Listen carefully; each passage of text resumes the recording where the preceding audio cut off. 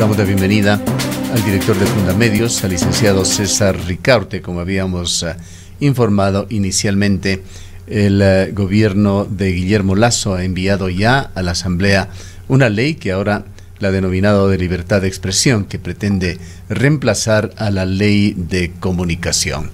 Al tiempo de darle la bienvenida, licenciado Ricaurte, quisiéramos preguntarle cuáles son los principales aspectos que usted ha podido observar en este proyecto que ha empezado ya a ser analizado, estudiado tanto en la Asamblea Nacional como en los sectores involucrados y directamente afectados por esta ley, medios de comunicación y periodistas. Buenos días, Gustavo. Un enorme saludo a toda la audiencia de Antena 2. Y bueno, en mis primeras apreciaciones sobre este proyecto de ley, evidentemente se trata de un gran paso adelante. La derogatoria de la ley de comunicación había sido una oferta del presidente Guillermo Lasso. Procedió como uno de sus primeros actos de gobierno en un mensaje, yo creo, muy potente al país, a la derogatoria del reglamento a la ley de comunicación, y ha procedido pues a mandar ya a la Asamblea Nacional el proyecto que como usted señala, es un proyecto que lo ha llamado Ley Orgánica de Libertad de Expresión y Comunicación.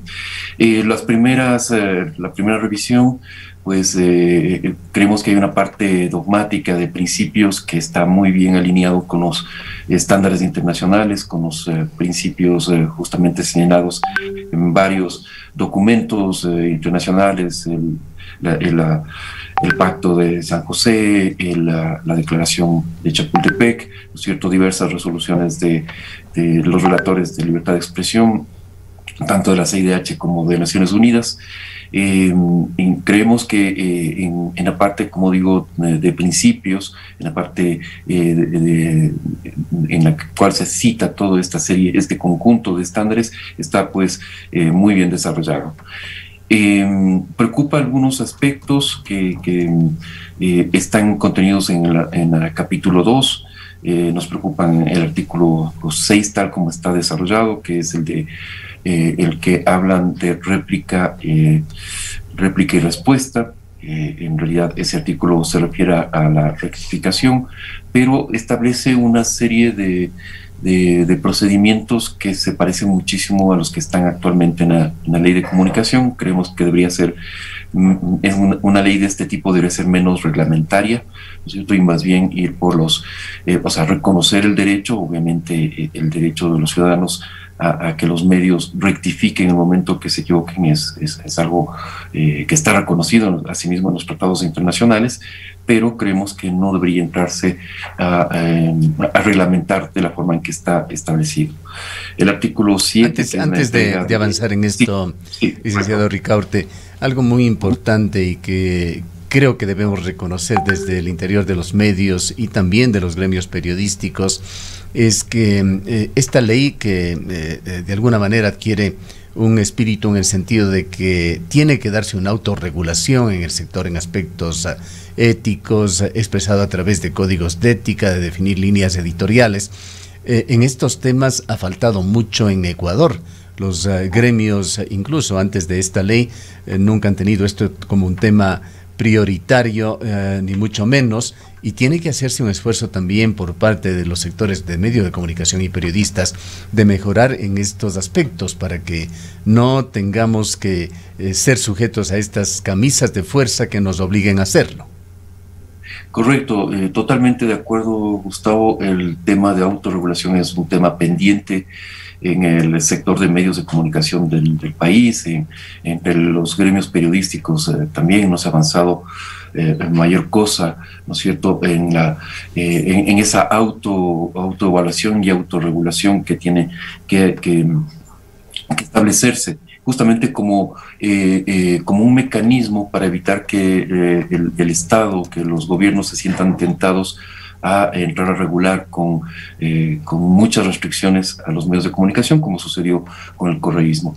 Creo que entre el 2008 y el 2013, cuando se comienza a debatir la ley de comunicación, ¿no es cierto? Recordemos que en el 2008 se aprueba la Constitución de Montecristi y se establece la necesidad de una ley de comunicación dentro de la Constitución, ¿no es cierto? Se establece este mandato de tener una ley de comunicación. Y el 2013, que es finalmente cuando se aprueba esta ley, pasaron cinco largos años, ahí hubo un debate, ahí se abrió una ventana de oportunidad y se abrió un debate también muy fuerte acerca de qué procesos de autorregulación podía establecerse entre los medios ecuatorianos y que evitara justamente que entrara en vigencia una ley de comunicación tan dura, tan restrictiva como la que finalmente se estableció. En el 2013 ese debate se clausura finalmente, ¿no es cierto? Se deja a un lado porque evidentemente el Estado entra ya a aplicar una ley de comunicación absolutamente restrictiva. Recordemos como dato que más de 1000 procesos fueron abiertos por esa Superintendencia de Información y Comunicación, que se convirtió en el gran censor de los medios. Más de 600 sanciones fueron impuestas a los medios de comunicación, especialmente privados del país. Entonces fue realmente un proceso muy, muy duro y creo que a partir de esa experiencia creo que hay que extraer ese aprendizaje que usted señala, Gustavo, que evidentemente los medios hay que trabajar muy fuerte en procesos de autorregulación. Y entre esos procesos de autorregulación justamente está el establecimiento de los mecanismos, de los procedimientos, ¿no es cierto?, para que aquella audiencia, aquella persona que se sienta afectada por información incorrecta o información que no se ha investigado, no se verificó de la forma más, de la mejor forma, ¿no es cierto?, pues pueda ser reparado por el mismo medio de comunicación sin esperar que intervenga el Estado ecuatoriano en esa César, muy buenos días. En este mismo sentido, nos preguntamos si es necesario o deberá existir o si se está planteando en esta normativa una entidad, un organismo que sea el encargado de regular o a través de la implementación y la aplicación de esta ley. Recordamos que hubo la Supercom, el Cordicom, este Consejo de Medios. ¿Cómo se está planteando ahora esta situación dentro de esta nueva ley y si es que efectivamente estos deberían existir cuando estamos hablando de una autorregulación? Y aquí me entra también otra duda: ¿cómo queda el tema de los medios públicos, los medios privados, los medios comunitarios y la regulación a cada uno de estos? Y me preocupa sobre todo en el tema de los medios públicos, en la necesidad de blindarles para que en cada gobierno dejen de ser medios gubernamentales o que respondan al gobierno de turno. Sí, correcto. Muchísimas gracias por la pregunta, porque es exactamente esas dudas y omisiones que también vemos en la ley, en lo que también tenemos preocupación. Para comenzar, el Consejo de Comunicación, el antiguo Cordicom, que con las reformas de la Ley de Comunicación del año 2019, pues pasó a ser el Consejo de Comunicación. No hay en realidad ninguna mención en este proyecto de ley a qué papel jugará este consejo. Entendemos que estaría por desaparecer.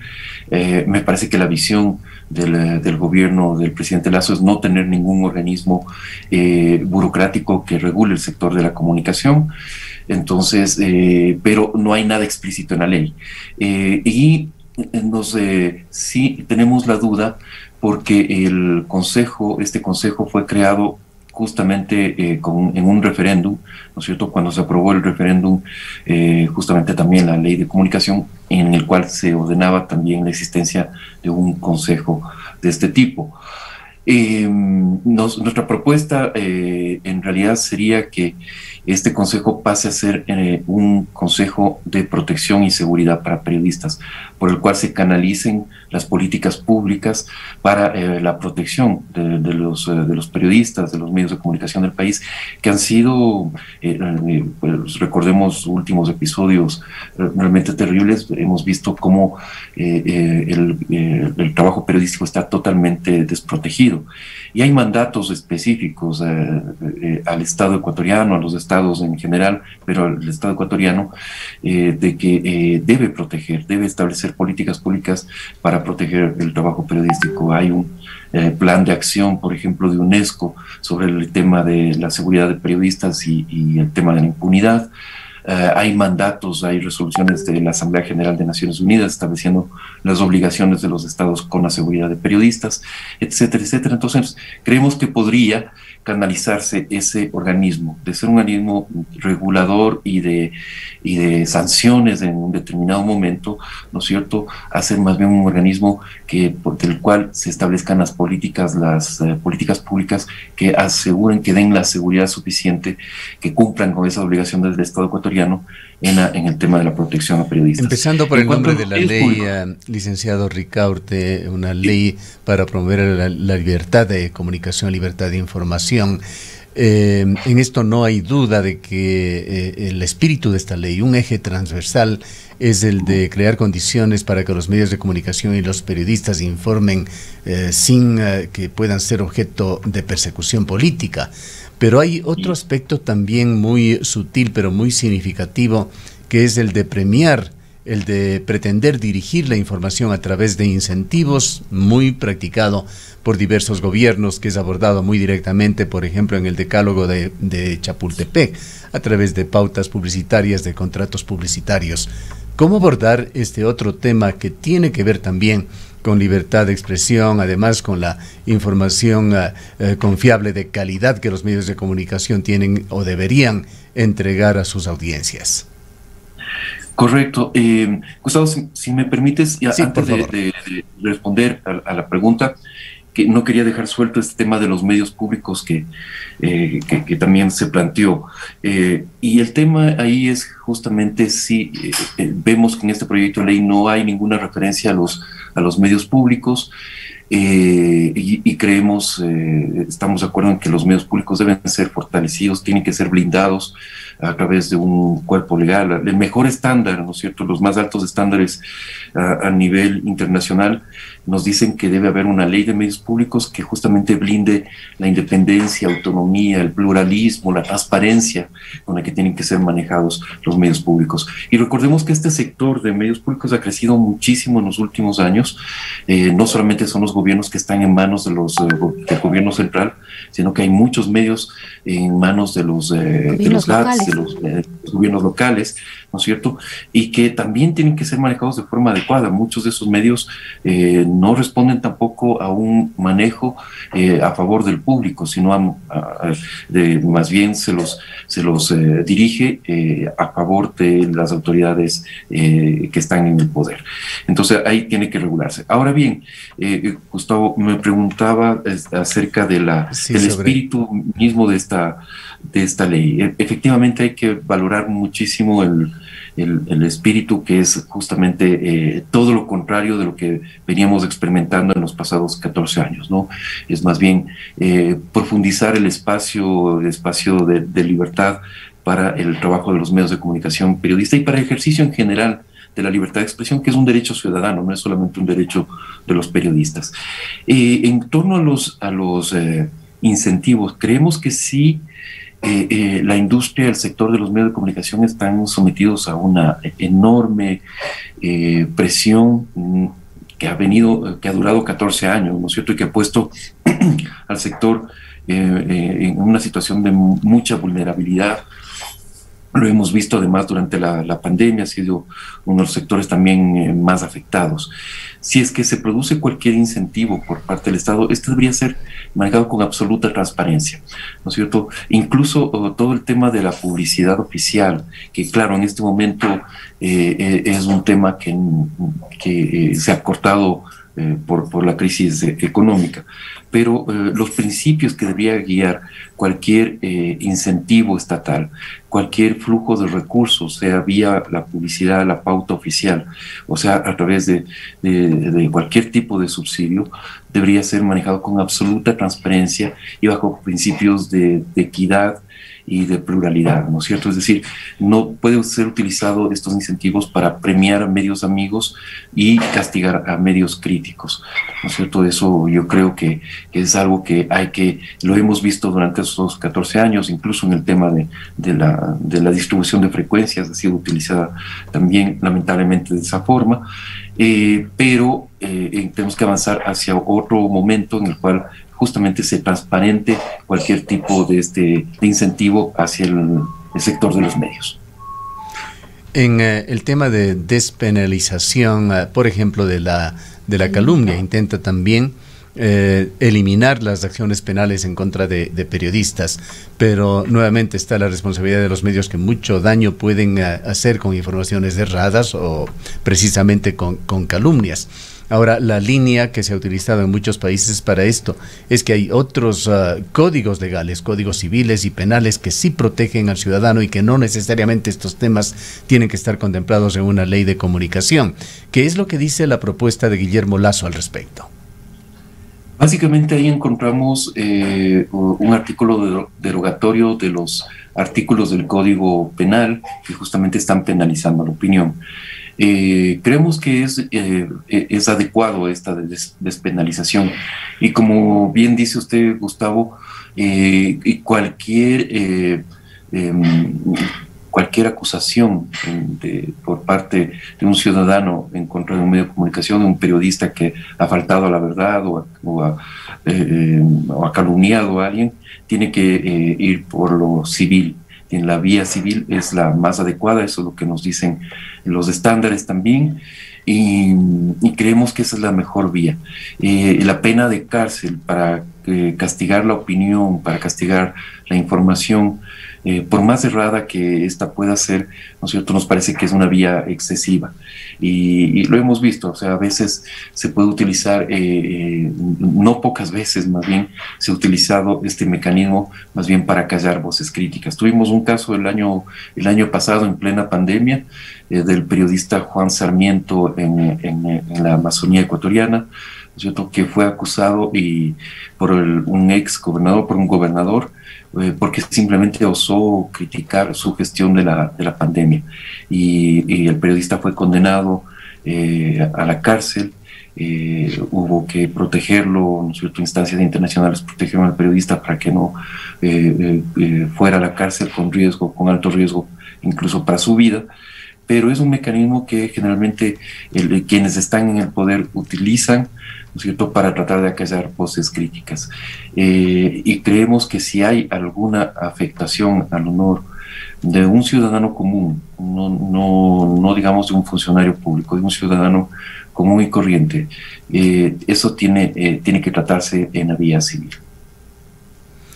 En los aspectos que más han surgido reclamos y preocupaciones y que están ya enviando cartas abiertas o comunicados a través de las redes sociales al gobierno, es en cuanto a la protección o a los incentivos a la producción nacional, tanto en publicidad como en expresiones artísticas. Aquí nuevamente, indudablemente que es positivo que se incentive a los artistas, a los creativos ecuatorianos, pero tienen que existir límites para que no se convierta en un paternalismo que proteja la mediocridad y que impida de alguna manera que en este mundo además moderno y tan comunicado, los medios de comunicación queden en desventaja y puedan ser superados por los servicios online tan comunes hoy en día.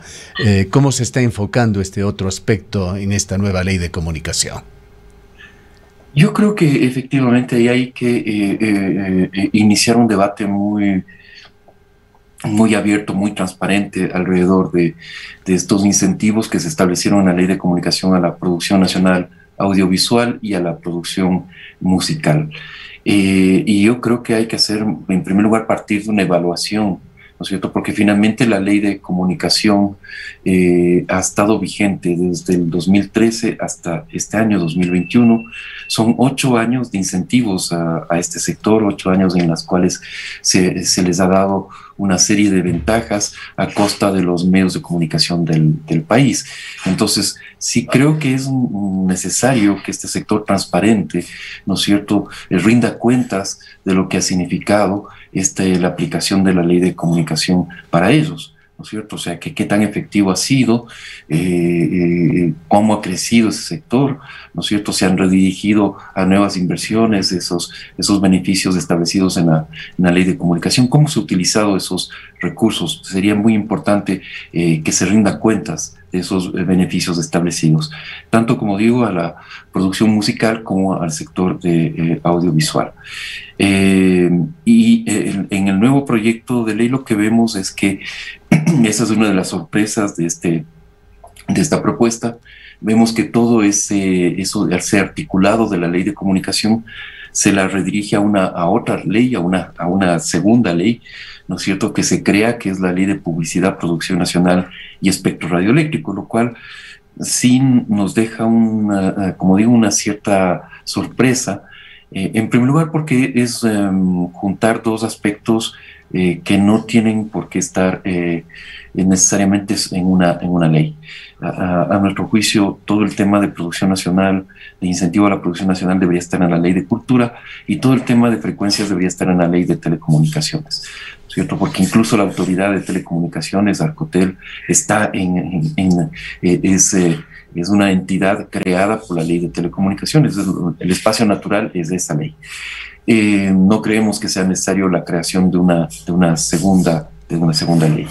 Y luego, como digo, se deja intocado todos los beneficios para el sector audiovisual y el sector musical, y se les manda todos esos incentivos a una segunda ley. Pero yo sí creo que es necesario que el sector audiovisual, el sector de producción musical, rinda cuentas al país, nos diga exactamente cuál ha sido el impacto de la ley de comunicación, 8 años de aplicación de la ley de comunicación, cuántos años más creen que ellos necesitan incentivos para seguir, o tiene que haber incentivos siempre para este sector, cómo lo están visualizando, ¿no es cierto?, que hasta dónde tienen que ser fortalecidos, y desde cuándo pueden caminar solos, como la mayoría de industrias y de sectores económicos de este país. Entonces, creo que vale la pena hacer un ejercicio de transparencia, de reflexión, de debate profundo, sin descalificaciones previas, sin exigencias previas, sino con transparencia y con rendición de cuentas. Hay múltiples otros aspectos que realmente se quedan muy cortos para una entrevista de este tipo, con las limitaciones de tiempo que tenemos, licenciado Ricaurte. Pero quizás sería la oportunidad también para que se regule de mejor manera esa especie de impuesto que tiene que pagar los medios de comunicación, también cualquier entidad que pretenda transmitir música ambiental, inclusive ASAICE y SOPROFON, entidades que han sido duramente cuestionadas, que reciben ingentes fondos de los medios de comunicación y de otras entidades que difunden música en forma pública, pero que no rinden cuentas. Estos dineros se sabe que no llegan adecuadamente a los artistas y han sido motivos de grandes controversias en este ámbito cultural. Están, por otra parte, regulaciones que también intentan impedir ciertas trabas que se utilizan en países totalitaristas contra los medios de comunicación, como el de restringir o elevar el precio del papel periódico. Si bien se menciona esto del papel periódico en esta ley, no se mencionan, por otra parte, a equipos electrónicos, que son la fuente de la mayoría de medios de comunicación que funcionan actualmente. Es decir, hay muchos aspectos que debería aprovecharse la oportunidad para que sean por lo menos debatidos. Sí, correcto. Creo que en la Asamblea Nacional va a haber una gran oportunidad para pues complementar esta ley, quizás llenar justamente esas omisiones de las que ya hemos hablado, algunas de ellas, ¿no es cierto? Y mejorar definitivamente una ley que hay que reconocer, por supuesto, ese espíritu más bien de garantía, de protección y de promoción de este derecho fundamental que es la libertad de expresión. Creo que a partir de ese reconocimiento de que el gobierno tiene una visión absolutamente respetuosa, ¿no es cierto?, el nuevo gobierno, pues a partir de eso creo que se puede trabajar en la Asamblea Nacional para mejorar esta ley. Quizá como Fundación Fundamedios, ¿qué propondría como mecánica para este debate, como hoja de ruta? No solamente en cuanto al tratamiento de la Asamblea, que conocemos ya cómo funciona, pero en un debate, digamos, de la sociedad civil, que es una buena oportunidad que nuevamente medite y sugiera y eventualmente tome decisiones sobre estos delicados temas. Sí, nuestro compromiso es de acompañar a la Asamblea Nacional en este debate, en el debate que se realice alrededor de la ley, ¿no es cierto? Poner a su disposición esta experiencia que hemos acumulado en 14 años en que hemos estado monitoreando la situación de la prensa, de los medios, de los periodistas, ¿no es cierto?, en la cual hemos recopilado importante información acerca de lo que ha sucedido, de las principales amenazas que enfrentan periodistas y comunicadores, cuál es la situación del sector, la relación con organismos internacionales de prensa y de protección del derecho a la libertad de expresión, el contacto permanente que hemos tenido con los estándares internacionales, etcétera, etcétera. Entonces creo que Fundamedios puede jugar un papel muy importante justamente a partir de esa experiencia y ese conocimiento que tenemos acerca de los distintos debates y de las distintas, digamos, del entorno que está girando alrededor de la protección, garantía y de la defensa de este derecho fundamental. Un aspecto final, licenciado Ricaurte, usted se ha referido a que hay aspectos regulatorios que son materia de otra ley y que tienen que ver sobre todo en esto con el funcionamiento de Arcotel. Pero hay denuncias en el país que las ha llevado justamente adelante Fundamedios sobre el acaparamiento de frecuencias y también el uso político que se da a las mismas para premiar o para castigar. Hay muchos medios de comunicación que nos hemos visto en problemas para una renovación de frecuencias, mientras hay ciudadanos, ya sea nacionales o extranjeros, que son premiadas fácilmente con las mismas. Sí, ese es un enorme problema que además hay que recordar, Gustavo, que están pendientes, ¿no es cierto? No sabemos hasta dónde se avanzó el Arcotel del gobierno de Lenín Moreno en la convocatoria al concurso de televisión, ¿no es cierto? Las frecuencias que se establecieron en el anterior concurso fue de radio FM. Entonces falta un gran sector de radio FM, de televisión y de radio AM. Y definitivamente tienen que tomarse los correctivos necesarios para que no vuelva a ocurrir lo que ha sucedido en los dos últimos concursos. El uno que ya fue observado y tuvo que ser dado de baja por los informes de Contraloría. El segundo, sobre el cual justamente se ha pedido que se investigue ciertas irregularidades, ¿no es cierto? Evidentemente es un tema del cual se ha hablado con las autoridades del nuevo gobierno. Se ha señalado que ellos no quieren tampoco perjudicar a quienes han renovado sus frecuencias de forma legítima, pero sí consideramos que quizás no es momento de dar de baja todo el concurso de radio FM, pero sí de revisar ciertos procedimientos y de cómo se ha favorecido a ciertos grupos mediáticos y económicos, ¿no es cierto? Eso me parece que es importantísimo. Vamos a ver cómo el tema se introduce también en la Asamblea Nacional, ¿no es cierto? Cómo se podría investigar justamente esas irregularidades. y de tal forma que también, como digo, se preserve a aquellos que han concursado y han obtenido una frecuencia de buena fe. Me parece que eso es muy importante, pero también es importante la transparencia, es importante el que se tomen correctivos frente a aquellos grupos que han sido favorecidos de forma inadecuada, ¿no es cierto?, por las antiguas autoridades. Hay, en todo caso, una intención clara de socializar adecuadamente estos temas antes de que se conviertan nuevamente en un cuerpo legal. Sí, correcto.